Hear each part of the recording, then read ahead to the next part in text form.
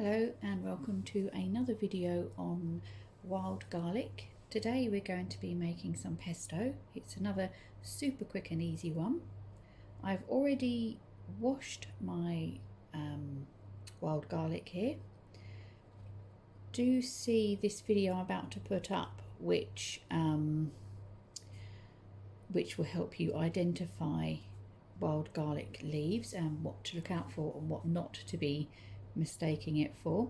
So for this you will need 150 grams of wild garlic, and then I've got 50 grams of cheese. Parmesan is ideal, but we don't like it, so I just use cheddar, and the grated rind of half a lemon and some olive oil. You can also add some pine nuts if you want, but Rose doesn't like them, so the beauty of making your own pesto is you can leave it out. So let's get cracking. So for this recipe you will need a food processor, and we're just going to tear up the wild garlic leaves and pop them in. Now to this you can add the pine nuts, as I said, and you want about 50 grams of those if you like pine nuts.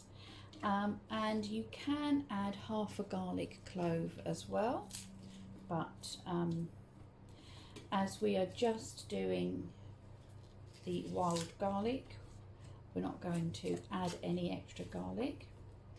We put that in, and I've come up to my fill line now, so I'm just going to blitz these leaves down.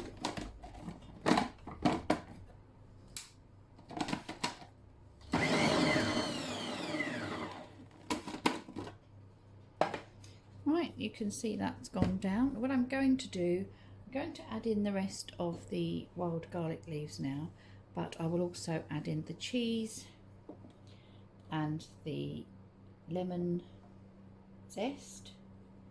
If you are adding garlic and pine nuts, add those in as well.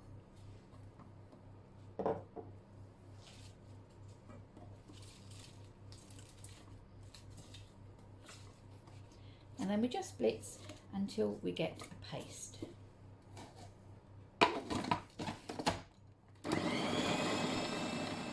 Okay, that's that done.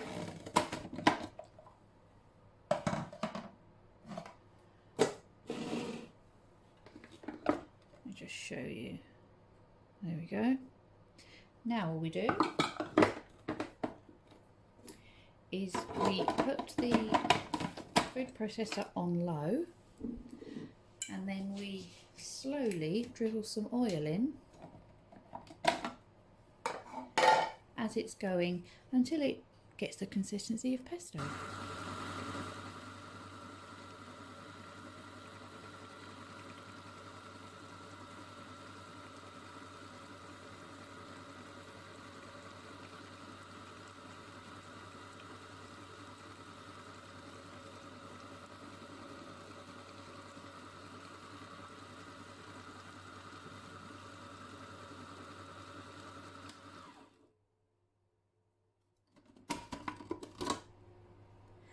Just get a spoon to check.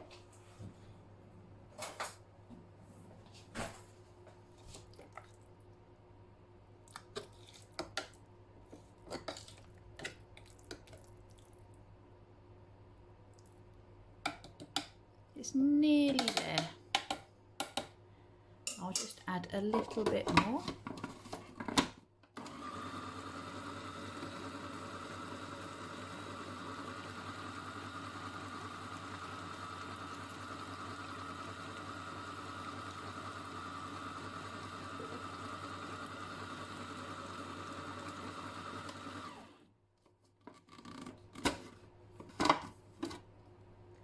There we go. This is going to be a short video today. There we go. Perfect. Now I have 2 jars that I'm sterilising in the oven at the moment.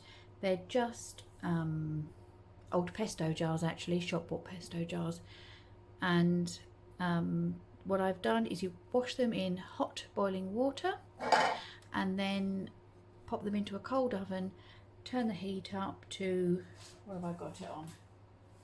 Just over 100, and then leave it in there until they dry, and then that sterilises them. So I turned the oven off a little while ago actually, so I'm just going to get them out. Right, here are my jars, and I'm just going to use my wide mouth funnel and just literally pop it in. Now this will keep in the fridge for, well, let's say 2 weeks, but we find it lasts a bit longer. Mind you, it's so delicious, it soon goes. And when you're sterilising the jars, don't put the lids in the oven. Ideally, you should use clean, brand new lids every time, but you may recognise these pesto jars, and they have deep lids, and they're not the sort that are easily buyable again. But this won't last very long. You know, I'm not going to keep this long term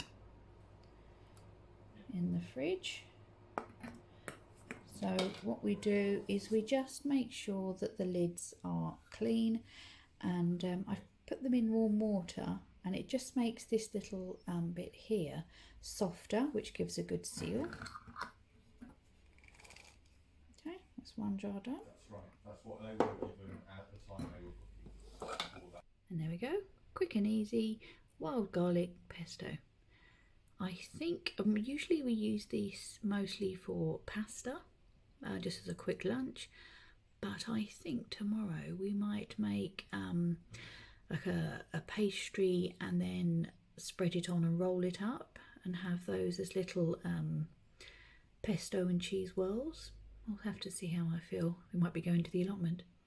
So that's all from me today. Let me know if you make this. Take care everybody. Bye bye.